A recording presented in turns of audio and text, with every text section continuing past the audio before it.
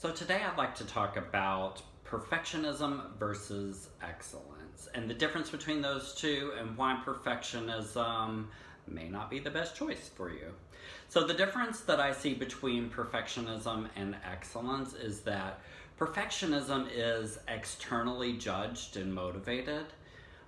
So we are either taking other people's standards and we're adopting those as our own, or we are making how we're perceived by other people be the standard by which we judge ourselves.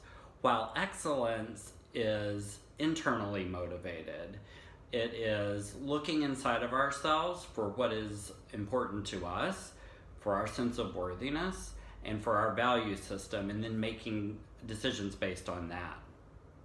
So the problem with perfectionism, I think in our society we have this idea that perfectionism is kind of innocuous or it's something to even aspire to.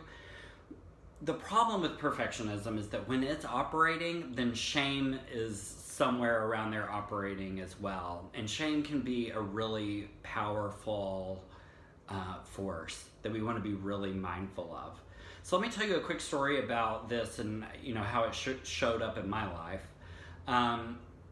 I was training for my first marathon many years ago, and it was when Sarah Palin and John McCain were running for president and vice president. I had read an article around that time that had Sarah Palin's finishing time for the Anchorage Marathon, and because I didn't have an internal sense of when I should finish the race, I decided to take Sarah Palin's time and that I was going to beat that. And I honestly was pretty worked up about this. I felt pretty patriotic. If you'll remember at that time, we thought that Sarah Palin being vice president was, well, some of us thought that was going to be the worst thing that could happen to the United States. If we only knew. So I had myself, kind of worked up that I was going to beat Sarah Palin's time. So long story short, you can probably see where this is heading. I started the race really quickly and hit the wall about halfway through. So for those of you who aren't runners, hitting the wall is exactly what it sounds like. It's like running face first into a wall. It was excruciating. And probably the only reason I could finish the second half of the marathon was that my sister was beside me, motivating me and helping me along. So I walked and kind of jogged the last half of the marathon. The shame scripts that I had going on at that time in my life were that I don't finish things that are difficult and I don't finish things that take time to finish. And because I had those shame scripts going on and perfectionism operating, because I had adopted this outside idea of the time I should finish in and how I was going to be perceived if I didn't, then that added up to a pretty shameful experience for me. I was so convinced even for a few years after that it didn't really count that I had finished that race because I didn't run the whole thing. I was like thinking that in my mind, so you can see how powerful that shame can be. So let's talk about some ways that we can tell that perfectionism is operating in our lives. Shame too. So perfectionism, we can tell when it's happening when we're really attached to specific outcomes. Like, I need to get this specific job title, or I need to make X amount of money. The problem with those are that they're often motivated by how we're perceived by other people or stories that we've been told about what is successful.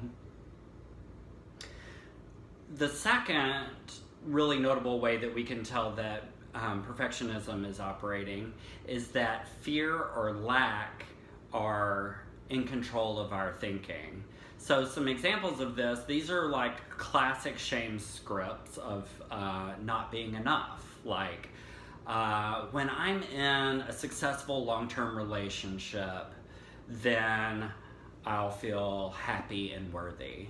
When my body is in shape or I'm a certain weight, then I'll be attractive and I'll feel lovable.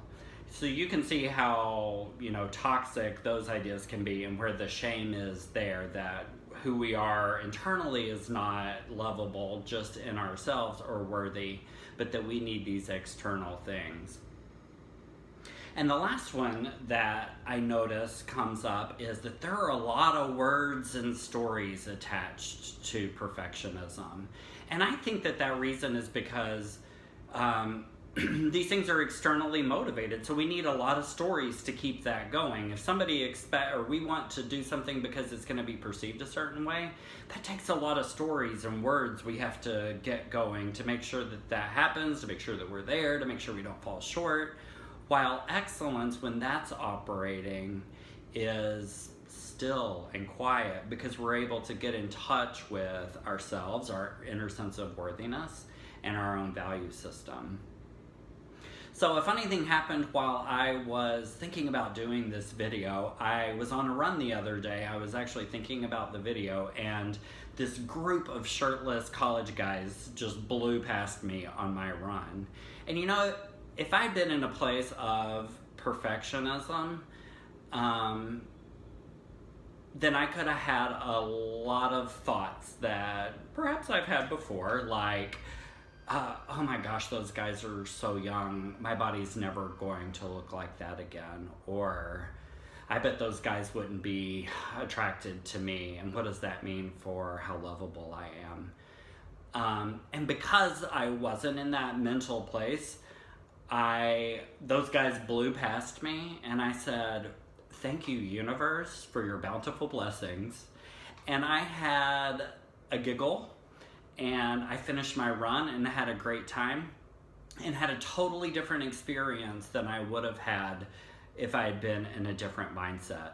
So I tell that story not because I've vanquished perfectionism or shame doesn't show up in my life, but just as an illustration that when we bring this into awareness and when we start to look at it, then it can totally change the way that we experience our lives. It moves us from an endless treadmill of meeting other people's expectations or meeting external expectations to getting quiet, developing our sense of worthiness, getting in touch with our sense of values, and then operating from that space. And it's such a more powerful and authentic way to live. So I hope this was helpful for you. I hope you have a great day. Take good care. The difference that I see between the two ideas is that, okay.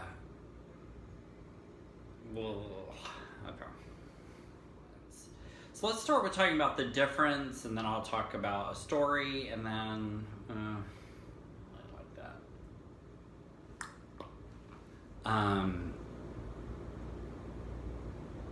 Affirmation or judging myself based on external means. I'm gonna do this story again. I didn't like the way that was happening. Okay. So I want to tell you another quick story. Blah, blah, blah, blah. So I want to tell you another quick story about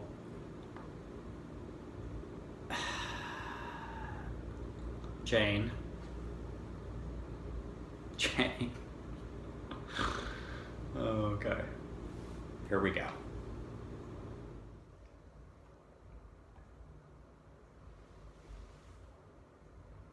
Ooh, coffee. One more. Okay, let's try to do this in one time.